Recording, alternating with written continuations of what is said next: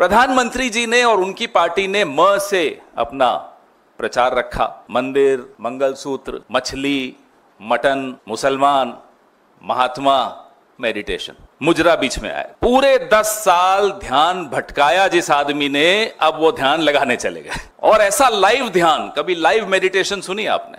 9 camera लगे हुए। हम जब नारी न्याय की बात कर रहे थे, हम जब गरीबों को न्याय दिलाने की बात कर रहे थे, तो नरेंद्र मोदी जी ने कहा कि मंगलसूत्र छीन लेंगे, ये भैंस छीन लेंगे, ये आपकी टोटी खोल के चले जाएंगे। 140 करोड़ लोगों का प्रधानमंत्री, 10 साल का प्रधानमंत्री, टोटी चोरी, भैंस चोरी, ऐसी ऐसी बातें। ऐसा ट्रोल प्रधानमंत्री हमने कभी नहीं देखा जो इस बार देखने को मिला। मन की बात करते करते मटन की बात करने लगे। बोले कि बापू को कोई जानता ही नहीं था, पिक्चर बनी तब से जानते थे। मोदी जी, आप पर 100 पिक्चरें बन जाए ना, आपको लोग भूल जाएंगे।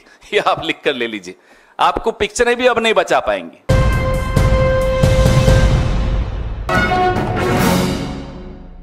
जब भी कोई चुनाव होता है, कोई भी पार्टी जब वोट मांगने जाती है तो अपने मुद्दे सामने रखती है, अपने प्रचार के जो स्तंभ होते हैं वो सबके सामने रखती है। ये हमारा एजेंडा है, ये हमारा नैरेटिव है, ये हमारी नीतियां रहेंगी।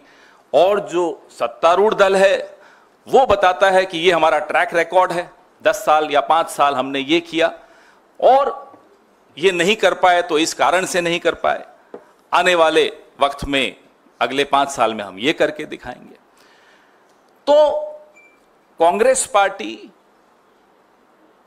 न से न्याय पे हमने अपना प्रचार अडिग रखा। जैसा कि जयराम जी ने अभी आपको बताया, हमने नारी न्याय, किसान न्याय, युवा न्याय, ऐसे 5 न्याय हमने आपके सामने रखे, देश के सामने रखे। और हमारे जो प्रधानमंत्री हैं, जिनको जयराम जी निवर्तमान कहते हैं, थोड़े दिनों में भूतपूर्व कहेंगे, प्रधानमंत्री जी ने और उनकी पार्टी ने म से अपना प्रचार रखा। मंदिर, मंगलसूत्र, मछली, मटन, मुसलमान, महात्मा, मेडिटेशन, मुजरा बीच में आया था, माफ करिएगा, मुजरा भी बीच में आ गया था। अब आप लोगों की चैनल्स पे मेडिटेशन बताया मैंने सर, अब वो ध्यान लगाने चले गए, जाना भी चाहिए। पूरे 10 साल ध्यान भटकाया जिस आदमी ने, अब वो ध्यान लगाने चले गए। और ऐसा लाइव ध्यान, कभी लाइव मेडिटेशन सुनी आपने? 9 कैमरा लगे हुए, अलग अलग पोज दिखाए जा रहे हैं। मछली पकड़ने पर पाबंदी लगा दी 3 दिन, 3000 पुलिस वाले रक्षा में खड़े हो गए उनकी। पर्यटक नहीं आएंगे, जितने भी समुद्र की तरफ खिड़कियां या दरवाजे होटलों के खुलते हैं वो कमरे खाली। 7 स्टार ध्यान इसको कहा जाता है। हम जब नारी न्याय की बात कर रहे थे, हम जब गरीबों को न्याय दिलाने की बात कर रहे थे, तो नरेंद्र मोदी जी ने कहा कि मंगलसूत्र छीन लेंगे, ये भैंस छीन लेंगे, ये आपकी टोटी खोल के चले जाएंगे। अजीब सी, वाहियात सी बातें सुनने को मिली इस कैंपेन में। 140 करोड़ लोगों का प्रधानमंत्री, 10 साल का प्रधानमंत्री, टोटी चोरी, भैंस चोरी, ऐसी ऐसी बातें इस प्रचार में आपने वहां से सुनी। जयराम जी ने मुझे कहा कि मैं अपने प्रचार की बात करूं, वो हमारे प्रचार की बात अधूरी होगी जब तक उनके प्रचार की बात नहीं करें।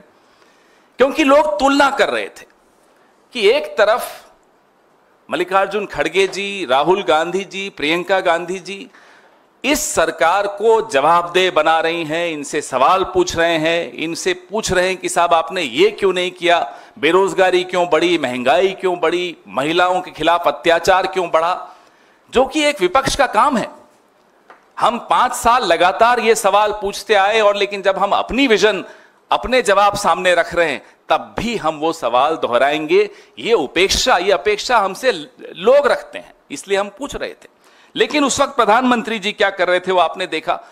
जो प्रधानमंत्री की भाषा थी, कुछ वक्त के लिए तो हमारे सुप्रिया जी के जो काउंटर पार्ट हैं अमित मालवीय जी, वो घबरा गए कि मेरी नौकरी खतरे में आ गई, मोदी जी तो ट्रोल बन गए।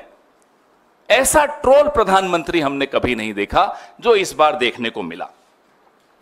मन की बात करते करते मटन की बात करने लगे। बताइए, उनको हमारे प्रचार से ऐसे भटक गए ये मैं अपनी खुद की पार्टी की तारीफ करूंगा कि हमारे प्रचार ने नरेंद्र मोदी के प्रचार को पटरी से उतार दिया।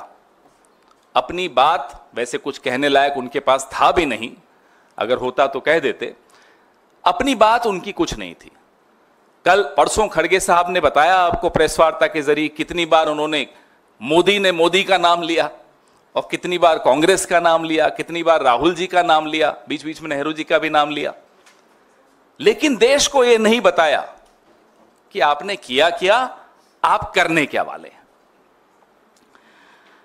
400 पार का जब नारा दिया इन लोगों ने, और 400 पार के नारे के बाद जो इनके मंसूबे थे, इनके कुछ नेताओं ने बताने शुरू किया, अनंत हेगड़े, ज्योति मिर्धा, दिया कुमारी, अरुण गोविल, लल्लू सिंह, इन तमाम नेताओं ने मंसूबे बताए कि संविधान बदल देंगे। उस दौरान हमारे नेता राहुल गांधी, हमारे नेता प्रियंका गांधी, हमारे राष्ट्रीय अध्यक्ष मल्लिकार्जुन खड़गे जी, हमारे जयराम रमेश जी जहां जहां प्रचार में जाते थे, संविधान को बचाने की मुहिम छेड़ दी। प्रचार एक तरफ, चुनाव एक तरफ, चुनाव आते रहते हैं, जाते रहते हैं, लेकिन हमारी पार्टी के नेताओं को यह लगा कि अब ज्यादा आवश्यक हो गया है संविधान और लोकतंत्र को बचाने की मुहिम छेड़ना। और वो मुहिम हमारे नेताओं ने, हमारी पार्टी ने बहुत जिम्मेदारी से, बहुत बखूबी निभाई, बहुत अच्छी तरह वो मुहिम छेड़ी। हर देश के हर नागरिक के जुबान पे संविधान शब्द आ गया था। सबको ये चिंता होने लगी कि ये संविधान वाकई खतरे में है और संविधान बहाना है, आरक्षण पे निशाना है। ये बात लोगों के दिमाग में बैठ गई। ना केवल आरक्षण पे निशाना है, हमारे आपके जो हुकूक हैं, हक हैं, अधिकार हैं, उन पर भी निशाना है। ये जो आज कैमरा सामने दिख रहे हैं, ये सब बंद हो जाएगा। आप मानिए ये बात को। अगर ये व्यक्ति जो भूतपूर्व होने वाले हैं, अगर ये चुनाव जीत जाते किसी गलती से भी, तो आप लोगों का ये सब बंद हो जाता। हम लोग यहां नहीं होते, जेलों में होते, और आप अपनी ईएमआई के संघर्ष में चल रहे होते। ये होने वाला था। ये देश खतरे की एकदम मुहाने पे आ चुका था। उसको बचाने की एक जो जिम्मेदारी हमारे नेताओं ने ली, हमारी पार्टी ने ली, वो वाकई काबिले तारीफ है। और इतना परेशान हुए नरेंद्र मोदी जी, इतने भटक गए, वो अपने ही दोस्तों पर आरोप लगा दिया कि ये टेम्पो भर भर के पैसे भेजते हैं। जयराम जी और मैं रोज सुबह सुबह एआईसीसी के बाहर आके देखते थे, कोई टेम्पो आए, कोई टेम्पो आया ही नहीं। एक बार वो टेम्पो निकलते थे, एड्रेस कहीं और का दे दिया था उनको, वहां चले जाते थे। एक टेम्पो नहीं आया, आया होता तो आपको और ज्यादा हम विज्ञापन देते, बता रहा हूं आपको। और इतना वो भटके कि अभी तक तो भगवानों की आपस में लड़ाई कराते थे। जो हमारे बुजुर्ग नेता जो रहे नहीं, अब नेहरू जी की लड़ाई पटेल से करा दी थी, सुभाष चंद्र बोस जी की लड़ाई करा दी थी, अब रविवार की लड़ाई शुक्रवार से करा दी जाते जाते। क्या रविवार को छुट्टी क्यों है, ईसाइयों का यह प्रभाव है? अरे प्रधानमंत्री जी, 10 साल हो गए आपको, ये मुद्दे हैं आपके पास कि रविवार को छुट्टी होनी चाहिए या नहीं होनी चाहिए। वो जब बोल रहे थे, उस दिन सोमवार था, उससे एक दिन पहले छुट्टी ली थी उन्होंने, प्रचार नहीं किया था। जयराम जी ने ट्वीट किया था कि आज प्रचार नहीं कर रहे। तो मैं आपको बताने की कोशिश कर रहा हूं कि कैसे उनका प्रचार भटक गया और कैसे डिरेल हो गया, जिसको इंग्लिश में कहते हैं। जाते जाते उन्होंने एक और बात ज्ञान की कर दी। ज्ञान के तो वो सागर है, एंटायर पॉलिटिकल साइंस है। बोले कि बापू को कोई जानता ही नहीं था, पिक्चर बनी तब से जानते थे। मोदी जी, आप पर 100 पिक्चरें बन जाए ना, आपको लोग भूल जाएंगे। ये आप लिख कर ले लीजिए, आपको पिक्चरें भी अब नहीं बचा पाएंगी। जो लेगेसी है, जो आप विरासत छोड़कर जा रहे हैं इस लोकतंत्र के लिए, उसको लोग भुलाने की कोशिश करेंगे, आने वाली पीढ़ियां भूलने की कोशिश करेंगी। यह स्थिति है। जर्मनी में एक शासक था, उसको लोग भुलाते हैं।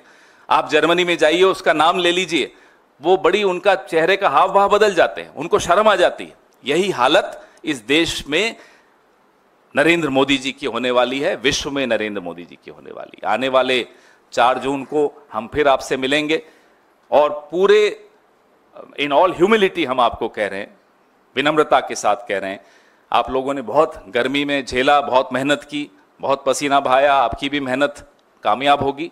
लोकतंत्र जीतेगा, इंडिया गठबंधन की सरकार बनेगी। बहुत बहुत धन्यवाद।